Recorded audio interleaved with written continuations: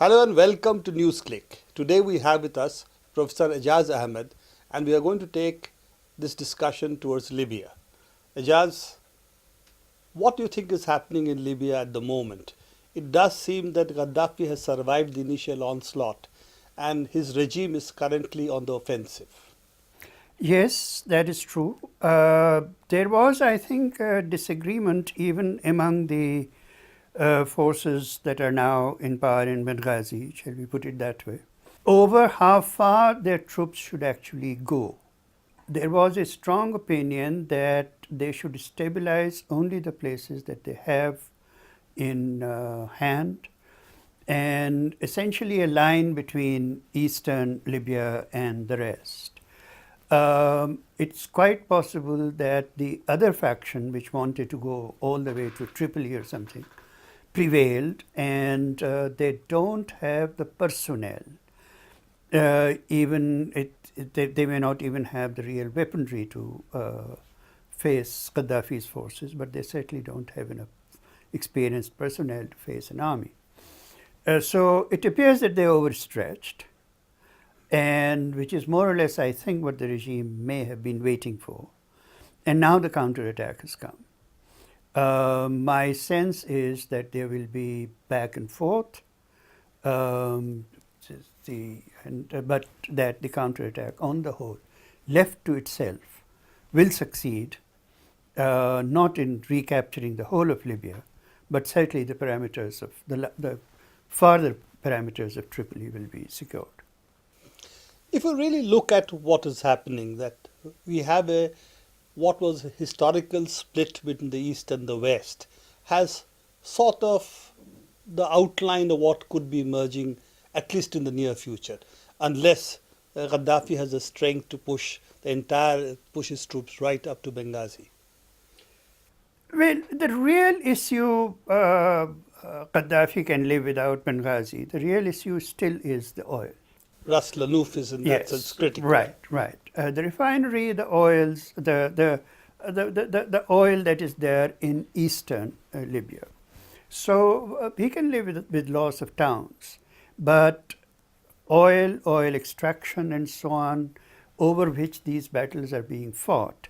However, my sense is that the longer the fighting continues, and I'm not talking about months and years, I'm talking about days and weeks, the oil industry is going to come to a standstill anyway.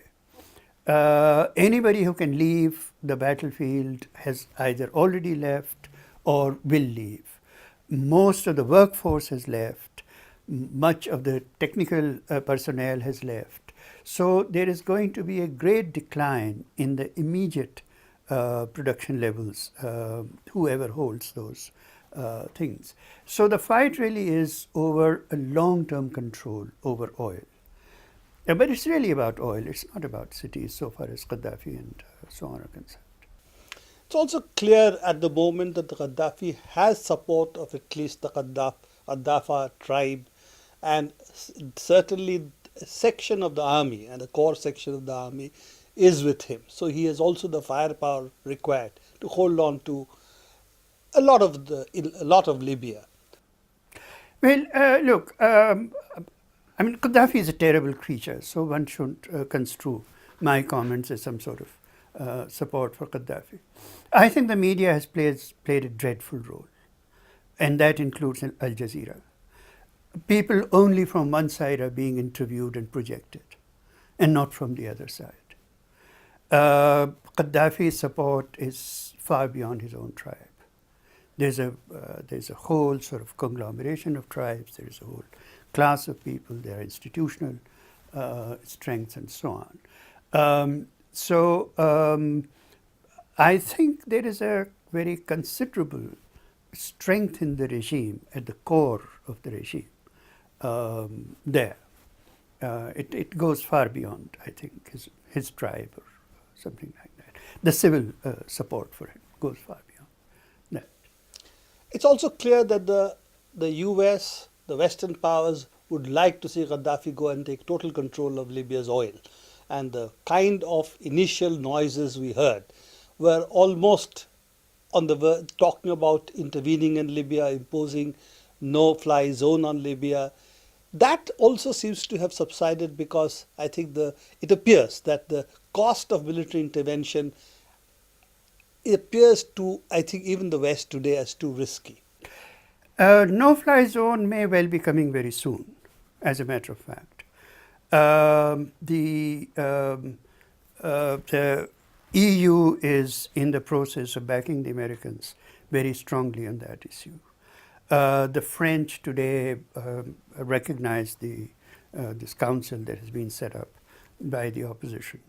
The Gulf Council, in which Saudi Arabia and all the sheikhdoms are included, have had a meeting in which they have called for a no-fly zone and for a relationship with the opposition council.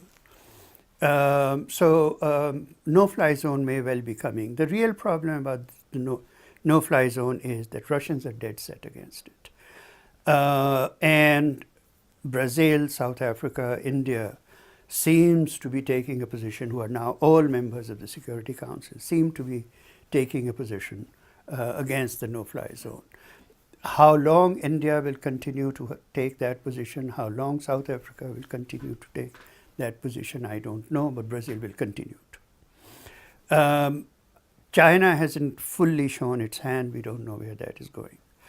Will the Americans and the EU do a NATO no-fly zone without Security Council authorization? No-fly zone is not about flying aircraft. It's about laying the groundwork for occupation, at least of certain parts of the country, and for destroying the garrisons, the fighting capacity on the ground. Robert Gates and others in charge of the American defense establishment have said that no-fly zone really means an attack, a ground attack on the country. So that's what no-fly zone really is about. It's not about some air force, some great air force that Gaddafi has, which he doesn't. Part of this council that has been set up in Benghazi has called for a no-fly zone. They are saying not intervention, but no-fly zone. No-fly zone is an intervention. It may actually be coming. I won't rule it out. While no-fly zone technically can be imposed in the sense of people saying this, that there's a no-fly zone, etc., strategically, even the Iraq case showed that it has really very little military significance. As you said, it's not that Gaddafi has this major air force which will then be immobilized. So unless there is some kind of induction of troops on the ground, all that they can militarily do is to support Benghazi through providing arms and so on. That's really strategically the no-fly zone doesn't make that much of a sense. I don't know. The no-fly zone in Iraq never touched really the Saddam Hussein's forces there, his arsenal. It was essentially over Kurdistan, mainly. But it didn't sort of really hit the centers. The military capacity of Libya, of Gaddafi regime, is so limited that a couple of weeks of intensive bombing in the name of imposing a no-fly zone can take care of most of that arsenal and essentially enforce a stable division in the country. So what you're saying they can do it. Beyond no-fly zone, really aerial bombardment and using the air force to partition the country. That is basically the short-term strategic interest that the West might have. That's right. And therefore controlling the eastern oil and leaving Gaddafi on the oil that is there on the western side. What is not clear to me in all of this is what they will do with the coastal regions and with the harbors.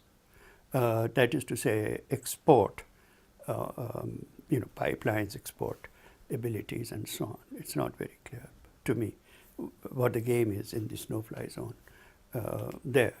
Will they actually land troops on the coastal region to take hold of the harbors? That is not very clear. That will only develop.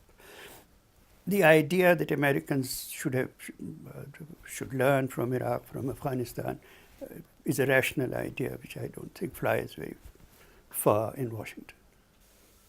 Yes, in the sense that at least they should have learned that, But they haven't. that removing Gaddafi may not be that difficult in this sense, but then they have to occupy Libya for continuing to control the oil and see that it goes out. And that is going to be the much more difficult task. But what you're saying is the US and the West haven't really learned too much. They're heading towards creating an alternate government, which they will recognize as the real government of Libya, if they can. And now it appears that that Saudi Arabia and their friends will back that. So it may actually happen that this supposed council, which came out of thin air, will be appointed the new government of Libya. So there really are no innocents in this.